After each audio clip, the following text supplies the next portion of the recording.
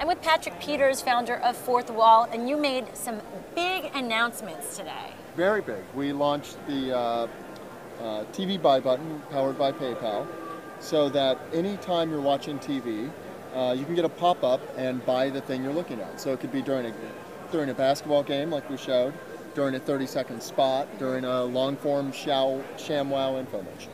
And so how would it work exactly? You'd see it pop up on the show, in the program, or the content? Yeah, so it can work one of two ways. One is it's inserted into the broadcast. So at any time a producer can say, do it now, and it pops up and says, do you want to buy this thing?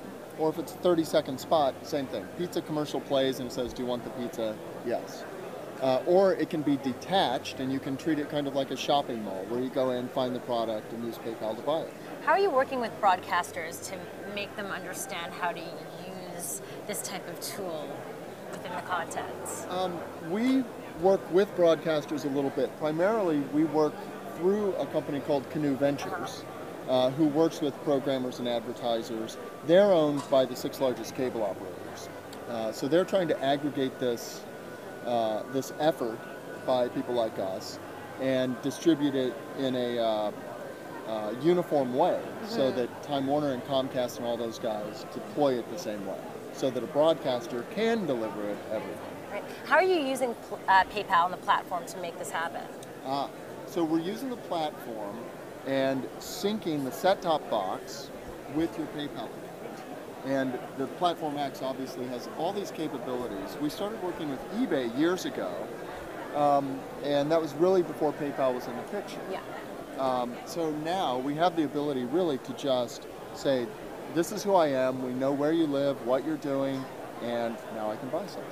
We know everything about you, which makes it, easy to... You said that. We don't know anything, and we'd never violate any sort of privacy laws, et cetera, et cetera. We're good guys. Make that disclaimer. That's right.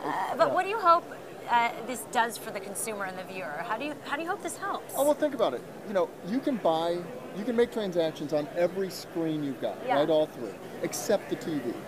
And TV is an open field, but it's really behind in those regards. So now, $70 billion is spent on TV advertising, but you can't make a purchase, right? So now you can.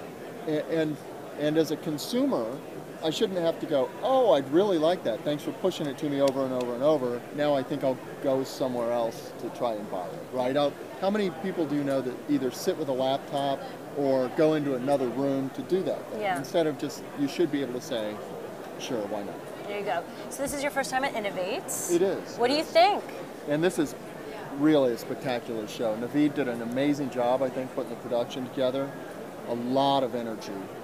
We were talking earlier about, the number of people that showed up with innovative ideas.